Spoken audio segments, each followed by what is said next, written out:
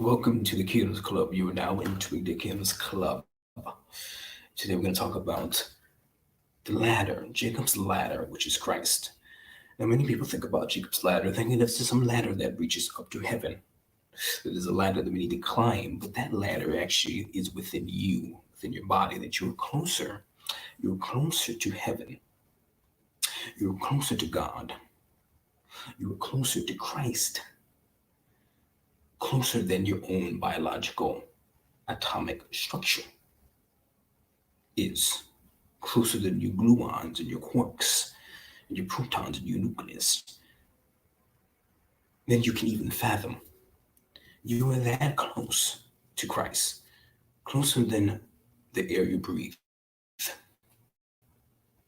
That is how close you are. Christ put his own home within you. You are Christ's home. You are God's home. They come to live in you. He comes to live in you, the Godhead. So Jacob's ladder is Christ. When we're talking about Jacob's ladder, Jacob described it as the house of God and the very gateway to heaven. So first talking about the house of God, that infers and that means that God's living within you. That means that he's not living outside there per se. He exists and it fills up all of space and time. And he's sitting on the throne. But if he's sitting on the throne and he fills up all space and time, but he also lives within you, then what does that mean? That means all of space and time, and even the throne, lives within you. Lives within you. You have all that power. I mean, we come to a quantum physics point of view that each proton has the holographic mass of the entire known universe. Ponder about that for a second. You're filled of trillions upon trillions of protons. Your body's made of trillions upon trillions of protons. And just one of them has the holographic mass of the entire universe. Imagine how much energy your body has. Physical reality is a continuum and a continuation of the what is called empty space, which is energy, teeming energy all around you that you don't feel or see, but you think it's empty. It's teeming with energy, fluctuations of energy, facing in and out of existence, faster than a blink, faster than a millisecond. And you are excitation in that field of limitless energy. You see. So when we're talking about Jacob's ladder, we're talking about all the energy over there, all the energy that's all around us. Doesn't mean anything. Though it has potential to be a point. Every point of existence is infinite point where God can manifest himself through. But you intricately and intimately are a vessel in a portal where God's throne room in heaven floods through to the earth, so that through your actions, your deeds,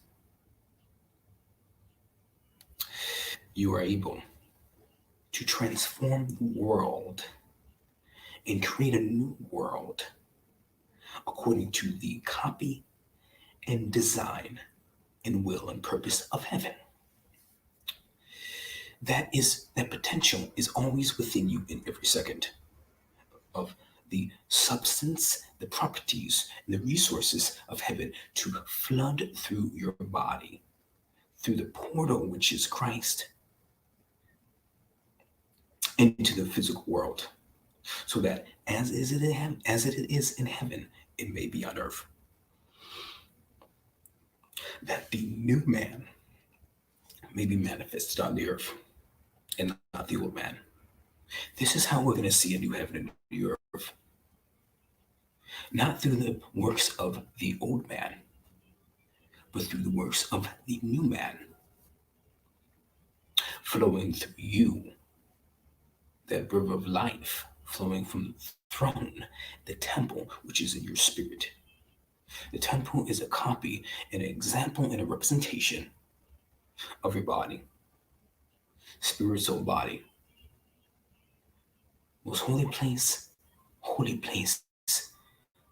outer court, and infinite energy. Throne room is in the most holy place. Infinite energy, throne room is in your spirit. That's where you exist, your spirit.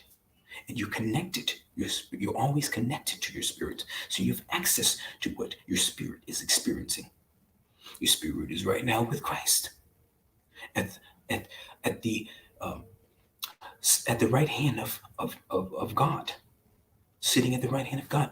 Power and authority your spirit has limitless knowledge and understanding and wisdom. Your spirit has, letting to flow through you. It is the own mechanism of your soul, your body to be able to harness, understand that energy and that resources and power to manifest it upon the earth. You see?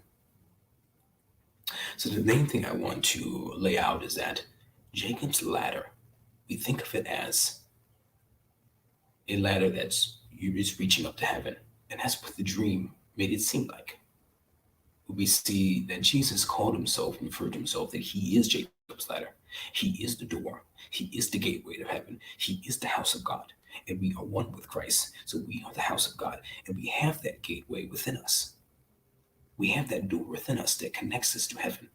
And we don't have to fly to the outer, farthest regions of the universe, tens of billions, of 100 billions of light years away. We don't have to go that far. We can just go within. In fact, the outer world, the galactic outer world, is the same as the inner biological quantum world. As I mentioned, each proton has the same holographic mass as the entire universe. So you have universes within you, upon universes, different scales of intensity, complexity, and magnitude. You see, so you're able to change the world through what is within you. That's channeling from another reality. You know, and I may leave you this is as well, is that Christ exists, God exists in all time and space. He fills up all potentialities, probabilities, and possibilities. He knows what will be, was, is, and is to come. He lives in the past, present, and the future, and all potentialities. He exists there. And scripture says that you may be where I am. So when God says that you are healed, He's existing and speaking from the 7-day Sabbath of creation. All is complete. So you need to harness, you need to oscillate, assimilate to that seventh day, that place of rest where he exists. So that that reality may merge and become a reality to acquiesce to this physical reality. Because it exists in an alternate parallel world and universe. It exists as potentiality. Most everything is potentiality. It comes down to the quantum level. So why can't you have that promise? Why can't you live that life that God has destined you to live? It exists. God's willed it. He's spoken it. And if he's spoken it, it means it exists. You may not feel like you're living it right now in this physical body, but this physical world is transient. This physical world, most of what makes up reality is not real. So why live according to what seems like it is instead of what really is, the things that you can't see? That's why the word created the universe. Not what is, but what is spoken, what wills to be. Not what is, but what wills to be. Hopefully you enjoyed this video. Like, comment, subscribe, and I'll see you in the next one.